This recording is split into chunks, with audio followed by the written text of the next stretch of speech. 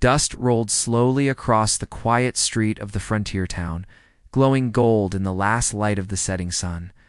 Wooden buildings stood tired and crooked, their paint peeled by years of wind and heat. Horses snorted beside the hitching posts, and somewhere a lonely wind chime tapped softly against a porch beam. Life in this forgotten corner of the old American West moved slowly, but the silence carried stories. Some were whispered in the saloon after midnight. Others were buried beneath the dust and never spoken again. Most townsfolk believed they had already heard every strange tale this town could offer. They were wrong. At the far end of the street stood a small, leaning house that most people pretended not to see. Children were told not to wander near it, and the men at the saloon laughed whenever its owner's name came up. The woman who lived there walked the streets rarely, and when she did, eyes followed her with quiet judgment. Her name was Magnolia Thornridge. Magnolia was not the kind of woman the town admired. She was heavy, broad-shouldered, and taller than many of the men who mocked her behind their whiskey glasses. Years of cruel whispers had taught her to keep her head down and her voice soft. Yet behind the quiet eyes lived a heart stronger than ironwood. She worked alone in the laundry shed behind her house, scrubbing other people's clothes for a few coins. Steam often rose from her yard as she boiled water over a fire, and her hands were rough from years of hard work. No one thanked her much, as no one invited her anywhere. Still, Magnolia Thornridge endured.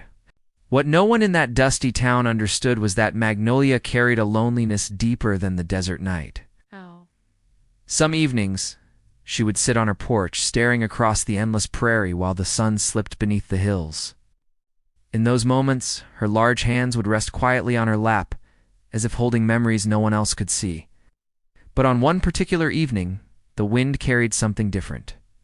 It began with the distant sound of hooves, not the careless gallop of a drunken rider leaving the saloon. This was urgent, fast, desperate. Magnolia had just finished hanging a line of wet shirts when the pounding grew louder.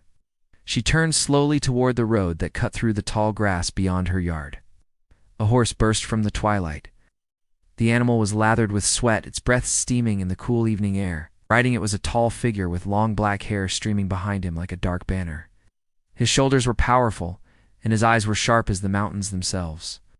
He was Apache. People in town spoke that word with fear and suspicion, though most had never truly known the tribes who lived beyond the canyonlands. But this man carried the quiet strength of a warrior. His name was Thunderhawk. Across the saddle in front of him, wrapped tightly in a worn blanket, was something small, very small. The horse slowed sharply near Magnolia's gate. Thunderhawk slid down from the saddle with surprising care for such a powerful man. For a moment he simply stood there, breathing hard, as if he had ridden farther than any man should. Magnolia froze where she stood. No Apache warrior ever rode alone into this town, and certainly not to her house. Thunderhawk stepped forward through the open gate. His boots pressed softly into the dusty ground as he approached the porch. Magnolia felt her heart begin to beat faster, though she could not say why. There was something in the warrior's eyes, not anger, not threat, something else, something desperate. He stopped a few steps away from her, and for a long moment neither of them spoke. The wind moved gently through the hanging laundry behind Magnolia, making the shirts sway like pale ghosts in the evening light. Then the blanket shifted. A faint sound came from inside it, a baby's cry. Magnolia's breath caught in her throat. Thunderhawk carefully pulled the blanket back, just enough to reveal a tiny face. The child could not have been more than a few weeks old. Small hands moved weakly in the air, and soft cries trembled through the quiet yard. Magnolia had not held a child in many years. Her eyes softened without her meaning them to. Thunderhawk watched her closely, as if searching her face for something important. Perhaps kindness, perhaps mercy, or perhaps the last piece of hope he had left. "I rode far to find you," he said. His voice was deep and steady, though exhaustion lingered beneath every word. Magnolia blinked in confusion. "Me?" she asked quietly. Thunderhawk nodded once.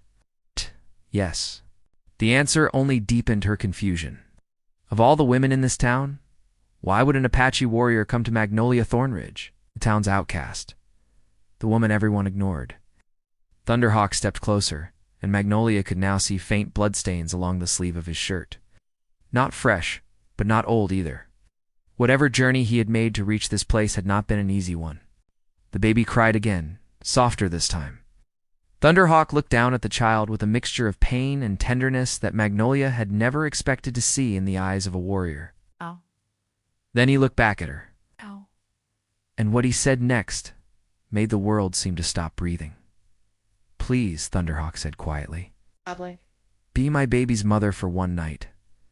The words hung in the cool air like a thunderclap. Magnolia felt as though the ground had shifted beneath her feet.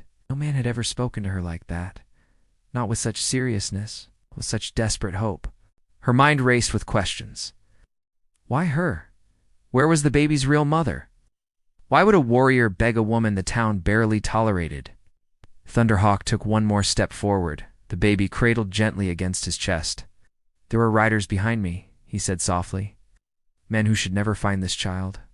Magnolia felt a cold shiver run through her spine. Far off across the prairie, the wind carried a faint sound. More horses. Thunderhawk's eyes darkened as he heard it too. "They are coming," he said.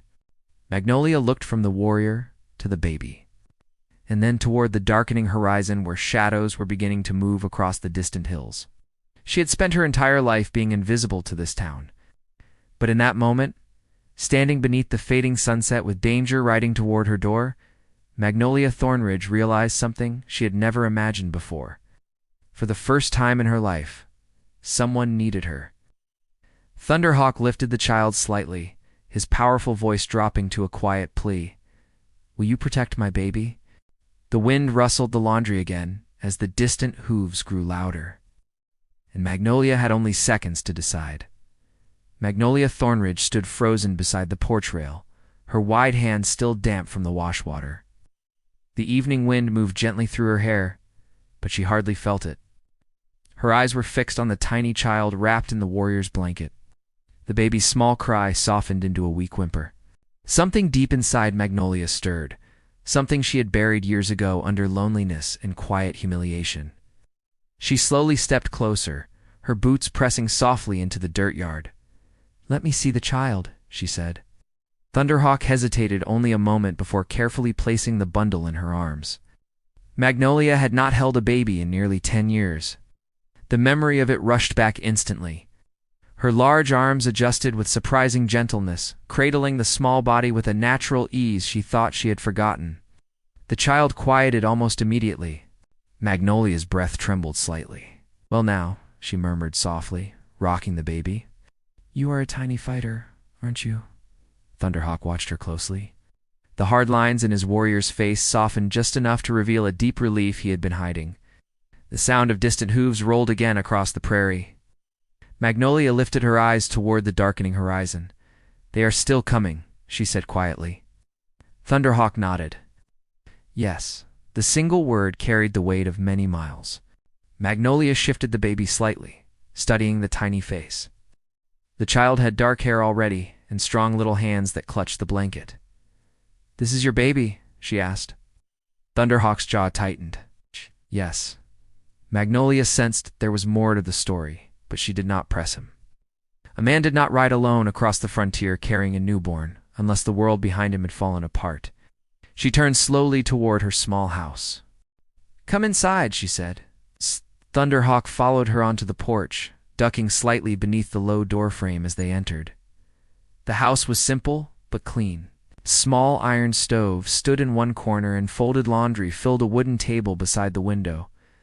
Magnolia placed the baby gently in a padded basket near the stove where the warmth could reach.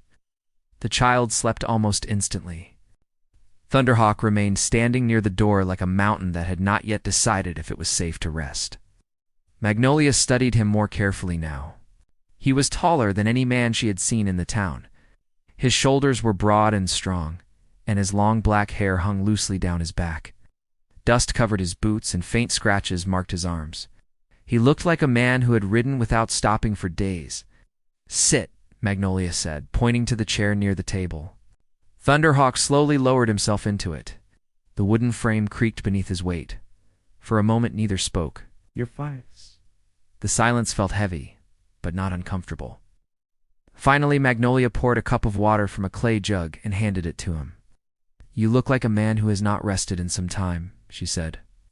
Thunderhawk drank the water slowly, as if each swallow pulled him back from exhaustion. I rode since yesterday morning, he replied. Magnolia frowned. That is near 80 miles. Thunderhawk nodded once. I know. Magnolia leaned against the table, crossing her arms gently. Her mind struggled to understand why this powerful Apache warrior had come to her of all people. The answer soon arrived. I chose you because the town fears you, Thunderhawk said quietly. Magnolia blinked. Fears me. Thunderhawk looked toward the window where the first lanterns were beginning to glow along the street outside. The men in that town laugh at you, he continued. But they also avoid this house. They do not come close. Magnolia gave a small, bitter smile. Yes, that part is true. Thunderhawk's voice remained calm. That makes this place the safest place for my child tonight. Magnolia looked down at the sleeping baby. You trust a stranger with your child, she said. Thunderhawk studied her face. You are not the kind of woman who harms the helpless. Magnolia did not know what to say to that. No one had spoken about her with such certainty in a very long time. She moved closer to the basket and gently adjusted the blanket around the baby's shoulders. What is the child's name? She asked. Thunderhawk's voice softened. Little Sky. Magnolia repeated the name quietly. Little Sky. The baby stirred slightly, as if recognizing the sound. Magnolia felt a strange warmth fill her chest. Where is the baby's mother? She asked carefully. The Thunderhawk's eyes lowered. For a long moment, he said nothing. The wind outside rattled the window frame. Finally, he answered, She gave her life bringing this child into the world. Magnolia felt a deep sadness settle in the room. I am sorry, she whispered. Thunderhawk nodded slowly. Magnolia noticed how his large hands rested tightly together on the table, the knuckles white from tension. You said men are chasing you, she continued. Who are they? Thunderhawk looked toward the door as if he could see through the wood. Men who want power over my people, he said. And they believe this child will give them that power. Magnolia frowned in confusion. A baby. Thunderhawk leaned forward slightly. Little Sky's mother belonged to a powerful Apache bloodline. Some men believe that child will one day unite tribes they wish to control. Magnolia stared at him. You rode 80 miles to hide a newborn from men chasing power. Thunderhawk's voice grew firm. I would ride across the entire continent if I must. Magnolia studied him in silence. There was no doubt in his eyes. This was not just a warrior protecting a child. This was a father protecting the last piece of his world. Outside, the sound of horses suddenly echoed much closer. Magnolia's heart jumped. Thunderhawk stood instantly. Both of them moved toward the window. 3 riders had appeared at the far end of the street. Their silhouettes were dark against the lantern light.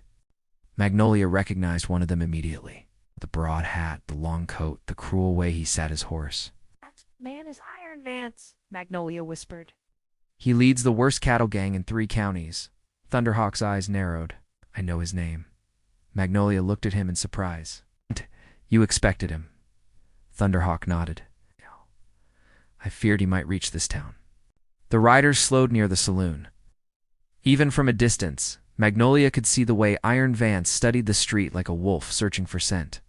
Her stomach tightened. If he finds out you are here, she said quietly, this whole town will turn against you. Thunderhawk looked toward the basket where Little Sky slept peacefully. Then he turned back to Magnolia. The strong warrior who had ridden across the frontier now looked at her with something deeper than desperation. It was trust. Tonight, he said softly, my child needs a mother. Magnolia felt her heart pound harder than it had in years. Outside, Iron Vance's horse slowly turned toward the far end of the street, toward Magnolia, Thornridge's lonely house.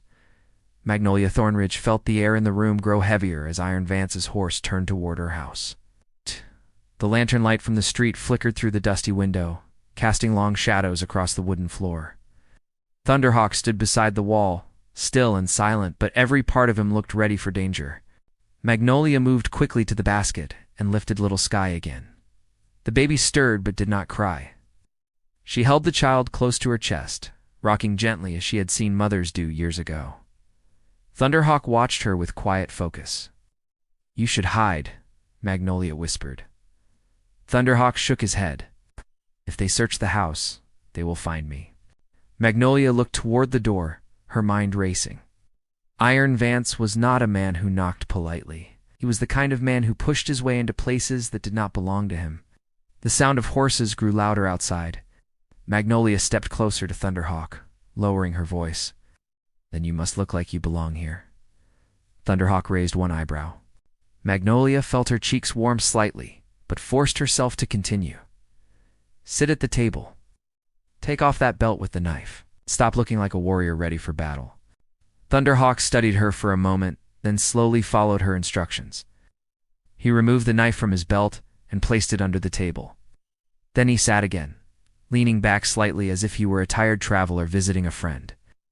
Magnolia adjusted Little Sky in her arms and moved toward the stove. She picked up a small kettle and pretended to busy herself with preparing tea. Her heart pounded in her chest. Outside, the horses stopped. Heavy boots struck the dirt ground near her porch. Magnolia swallowed hard. Thunderhawk's eyes shifted toward the door. 3 sets of footsteps climbed the porch steps. A hard knock followed. The door rattled under the force. Magnolia took a slow breath and walked across the room. Before opening the door, she glanced once at Thunderhawk. For a moment their eyes met. Something passed between them that neither fully understood. Trust, courage, perhaps something even deeper beginning to take shape. Magnolia opened the door. Iron Vance stood there like a storm cloud. He was a large man with a thick beard and cold gray eyes. His coat hung long around his boots, and a revolver rested easily at his side. Behind him stood 2 riders, both rough-looking men with sharp expressions. Iron Vance looked Magnolia up and down. "Well now," he said slowly. "Evening, Miss Thornridge?" Magnolia held Little Sky firmly against her chest. "Evening," she replied. Iron Vance's eyes drifted toward the baby. "That yours?" Magnolia forced herself to sound calm. For tonight, Iron Vance chuckled softly, but there was no humor in the sound. "Funny thing, me and my men are looking for someone." Magnolia leaned slightly against the doorframe, blocking the view inside. "Many folks pass through town," she said. "You'll need to be more specific." Iron Vance glanced past her shoulder, toward the dim room. His eyes briefly landed on Thunderhawk, sitting quietly at the table. Thunderhawk lowered his head slightly like a weary traveler. Iron Vance noticed him immediately. "And who might that be?" Magnolia answered quickly. "Guest." Iron Vance smirked. "You do not often have guests, Magnolia." Magnolia kept her voice steady. "Everyone deserves company once in a while." Iron Vance studied Thunderhawk again, clearly trying to decide what he was looking at. Thunderhawk had tied his long hair loosely behind his neck and kept his gaze low. For a moment, it almost worked. Then one of the riders behind Iron Vance leaned forward. "Boss," the man muttered. "It looks like Apache hair." Magnolia felt a cold wave rush through her. Iron Vance stepped closer to the door. His gray eyes narrowed. "Stand up," he said to Thunderhawk. Inside the house, Thunderhawk slowly rose from the chair. His movements were calm, controlled. Iron Vance studied him carefully. "You from around here?" Thunderhawk answered in a low voice. "No." Iron Vance tilted his head. "Thought so?" Magnolia could feel the tension thickening like a storm ready to break. Little Sky moved slightly in her arms. The baby let out a soft cry. Iron Vance's attention snapped back to the child. "That baby seems mighty quiet," he said. Magnolia rocked the child gently. "She is tired." Iron Vance took another step toward the door. Magnolia felt her back press against the frame. "You mind if we step inside?" he asked. Magnolia hesitated. Iron Vance's smile widened. It sounded more like a demand. Before Magnolia could answer, Thunderhawk spoke. "You are disturbing the lady's home." Iron Vance turned his head slowly. "Well now, odd, the guest speaks." The 2 men stared at each other across the room. Magnolia noticed something in Iron Vance's eyes. Recognition was beginning to form. Thunderhawk looked exactly like the kind of man Iron Vance had been hunting. The room felt suddenly too small. Iron Vance stepped across the threshold without permission. His boots thudded on the wooden floor. The other 2 riders followed. Magnolia closed the door slowly behind them, trying to keep her breathing steady. Iron Vance circled the room like a wolf examining a trap. You know, he said casually, I heard a story today. No one answered.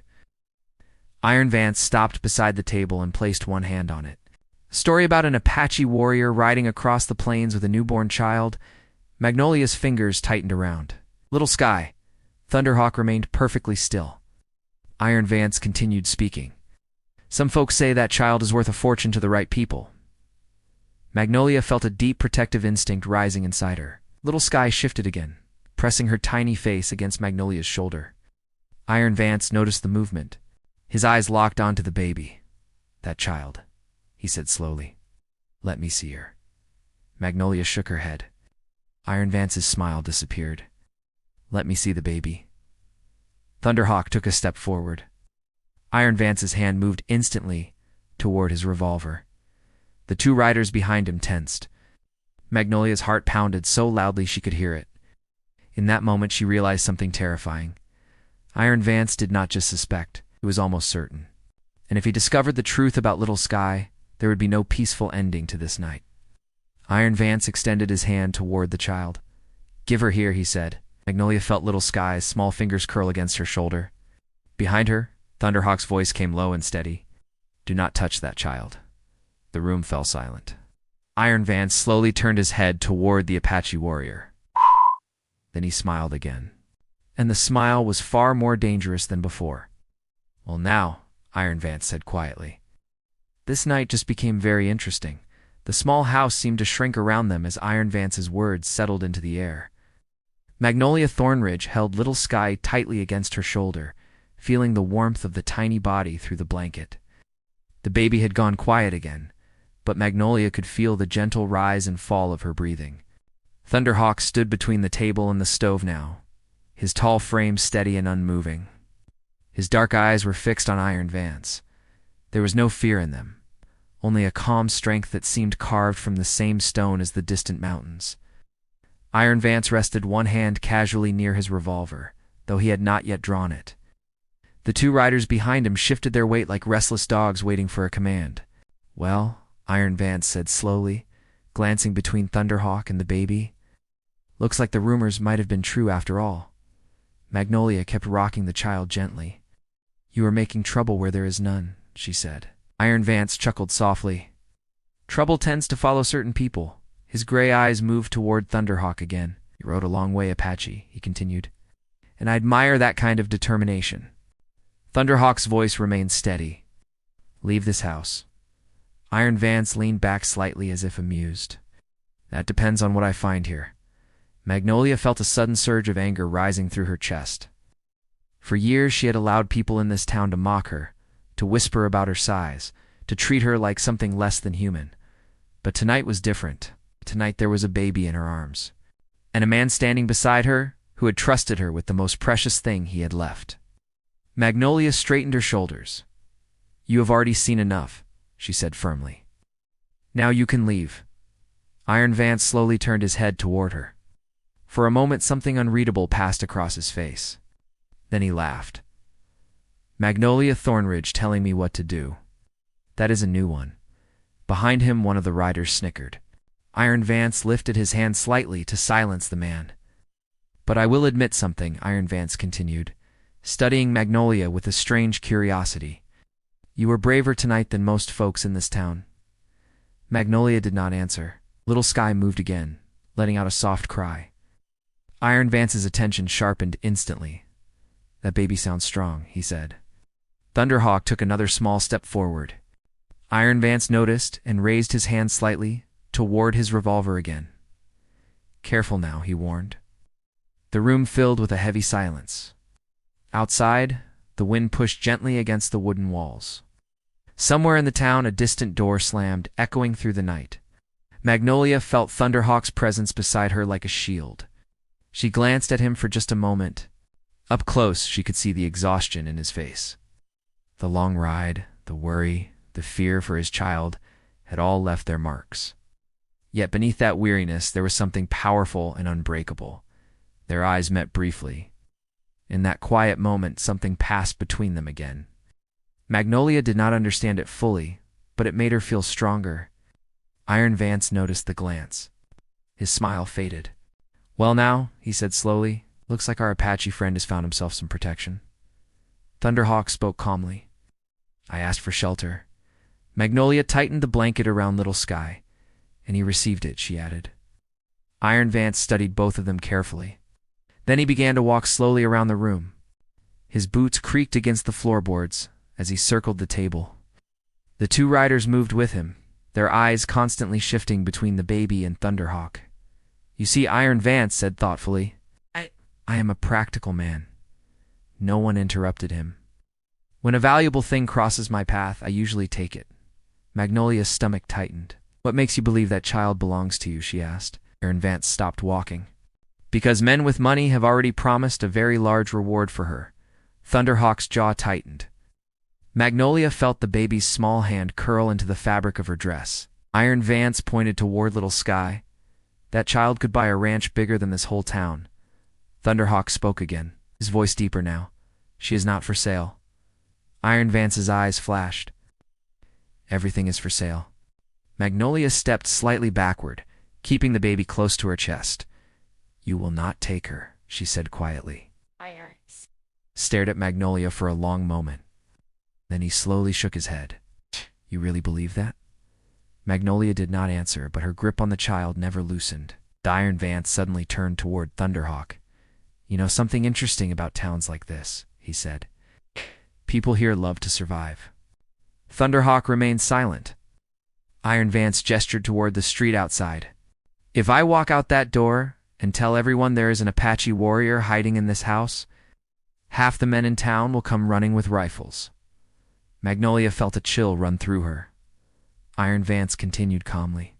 And if they also hear there is a reward for the baby you are carrying, well, frontier towns can become very greedy places. Thunderhawk's eyes hardened. It would bring a mob. Iron Vance shrugged. Why not? The threat hung heavily in the room. Magnolia's thoughts raced. If the town gathered outside, there would be no way to protect Little Sky. Iron Vance took one slow step closer, where he said quietly, You could hand the child to me and save everyone a lot of trouble. Magnolia felt something fierce rise inside her chest. For years, she had allowed others to decide her worth. But tonight, she felt something different awakening inside her heart. Purpose. A courage she had never been forced to show before. She looked directly at Iron Vance. No. The word came out stronger than she expected. Iron Vance blinked slightly. Magnolia continued rocking the baby. You will not take this child, she said. Thunderhawk looked at her with surprise and admiration. Iron Vance slowly rubbed his beard. Well now, he murmured. That is a problem. One of the riders shifted impatiently. Boss, the man muttered. We could just grab the kid. Thunderhawk moved instantly, stepping between the men and Magnolia. Iron Vance's hand dropped fully to his revolver. The tension exploded like a stretched rope ready to snap. Magnolia could feel her heart pounding in her ears. Little Sky began to cry again, sensing the danger around her. Thunderhawk spoke without taking his eyes off Iron Vance. Magnolia, he said quietly. Yes. If anything happens, take the child through the back door. Magnolia felt her throat tighten. I will not leave you. Thunderhawk's voice softened. You must protect Little Sky. For a brief second, Magnolia saw something in his expression she had not seen before. Not just determination, something warmer. Something that made her chest ache in a strange way. Iron Vance noticed the look. His eyes narrowed. Well now, he said slowly, looks like the two of you have grown rather close in a short time. Thunderhawk did not respond. Iron Vance drew his revolver halfway from its holster. The metallic sound echoed through the small room. Magnolia held Little Sky tighter than ever. The baby cried louder now. Outside, the wind picked up, rattling the porch boards. Iron Vance's cold voice filled the room. Last chance. Thunderhawk stood tall in front of Magnolia. Magnolia's heart pounded as she realized something terrifying and beautiful at the same time. The next few moments would decide everything, and none of them were turning back. The room held its breath as Iron Vance's revolver slid free from its holster. The cold metal glinted in the lantern light. Magnolia Thornridge could hear Little Sky crying softly against her shoulder, the tiny sound echoing inside her chest like a fragile heartbeat. Thunderhawk stood between Magnolia and the men, his broad back straight and unshaken. His hands were empty, but there was a quiet power in the way he carried himself. A warrior did not always need a weapon. Iron Vance tilted his head slightly, studying the Apache father. "You are brave," he said, "but brave men do not always win." Thunderhawk's voice was calm. "Tonight they will." Iron Vance's lips curled into a crooked smile. "You will see." For a moment it seemed like the world had narrowed to that small wooden room. The wind pushed against the walls outside, and Little Sky's crying filled the silence. Then something unexpected happened. A voice called from the street. "Vance!" Everyone in the room turned toward the door. The voice belonged to a man Magnolia knew well, a tall rancher with silver hair and a steady presence. Marshal Gideon Cross. Iron Vance's smile faded slightly. Another voice followed, then another. The sound of several horses shifting outside could be heard clearly now. Magnolia's eyes widened. Iron Vance glanced toward the door, annoyed. "What is this?" The door suddenly opened. Marshal Gideon Cross stepped inside with 2 deputies behind him. Both men carried rifles, though they kept them lowered. Gideon Cross looked around the room slowly, taking in the scene. His sharp eyes rested briefly on Thunderhawk, then on Magnolia holding the baby. Finally, he looked at Iron Vance. "I figured I would find you here, Gideon," said calmly. Iron Vance lowered his revolver slightly but did not put it away. "You got no business in this house, Marshal." Gideon folded his arms. "Actually, I do." Iron Vance laughed softly. "Since when do you defend Apache warriors hiding in town?" Gideon glanced toward Thunderhawk. "I know who he is." Thunderhawk remained silent, but Magnolia noticed the slight shift in his posture. Iron Vance raised an eyebrow. Gideon stepped forward. "That man saved my son 3 winters ago when a blizzard trapped our wagon near the canyon." Magnolia looked at Thunderhawk in surprise. Gideon continued speaking. "He carried the boy 6 miles through snow to reach shelter." The room grew quiet again. Iron Vance scoffed. "That does not make him welcome in my business." Gideon's voice hardened. "And stealing babies is not welcome in mine." Iron Vance's eyes flashed. "You do not understand what that child is worth." Gideon nodded slowly. "I understand greed when I see it." The 2 riders behind Iron Vance shifted nervously. The presence of the marshal and deputies had changed the balance in the room. Iron Vance noticed it too. His grip on the revolver tightened. "You planning to arrest me?" he asked. Gideon shrugged. "Depends on what you do next." The tension hung thick in the air. Magnolia held Little Sky close, whispering softly to calm the child. The baby's cries slowly faded into quiet whimpers. Thunderhawk remained steady beside her. Iron Vance studied the room one last time. His gray eyes moved from Thunderhawk to the baby, then to Magnolia. "You are making a mistake," he said. Gideon answered simply. Maybe Iron Vance finally slid the revolver back into its holster. "Fine," he muttered. He turned toward the door and motioned to his riders. "We are leaving." The 2 men followed him quickly. Iron Vance stopped at the doorway and looked back one last time. His gaze rested briefly on Little Sky. "This story is not finished," he said quietly. Then he stepped outside and disappeared into the night. The sound of horses soon faded down the street.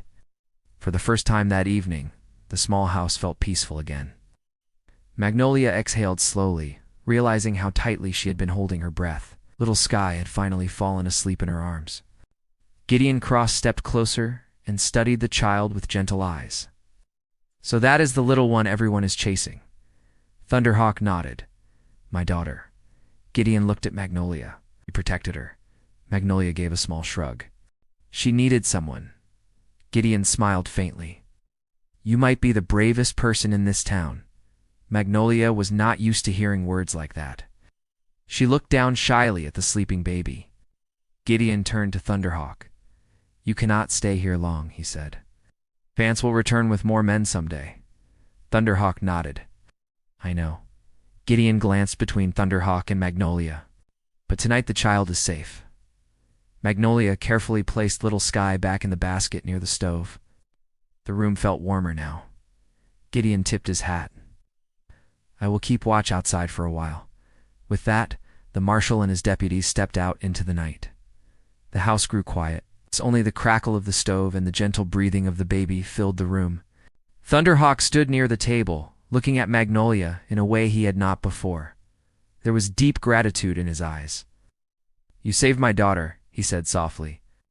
Magnolia shook her head. "We saved her." Thunderhawk walked closer. For a moment neither spoke. Magnolia felt suddenly shy beneath his gaze. "I only meant to protect her for one night," she said. Thunderhawk looked at the basket where little Sky slept peacefully. "A child needs more than one night of protection." Magnolia slowly lifted her eyes to meet his. "And you?" Thunderhawk hesitated slightly. "I must return to my people." Magnolia nodded, though a quiet sadness touched her heart. Thunderhawk continued speaking. "My tribe values strong hearts. They respect courage." Magnolia listened carefully.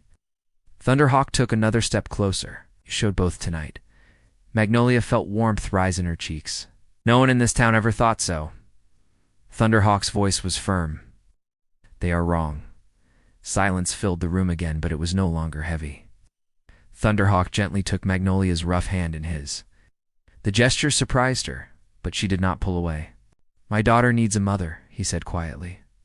Magnolia's heart began to beat faster. Thunderhawk's dark eyes held hers. "And I believe she has already found one." Magnolia glanced at the sleeping baby. Little Sky stirred softly in the basket, as if she understood. Tears warmed Magnolia's eyes. "You mean that?" Thunderhawk nodded. "With all my heart." Magnolia had spent years believing she did not belong anywhere. But in that small house on the edge of a forgotten frontier town, something new had begun. A warrior who trusted her. A baby who needed her. In a future she had never dared imagine. Magnolia squeezed Thunderhawk's hand gently. "I will protect her," she said. Thunderhawk smiled for the first time that night. Outside, the stars stretched across the wide western sky, bright and endless. Inside the small house, a new family had quietly begun. And for the first time in many years, Magnolia Thornridge no longer felt like the town's outcast. She felt like someone's home,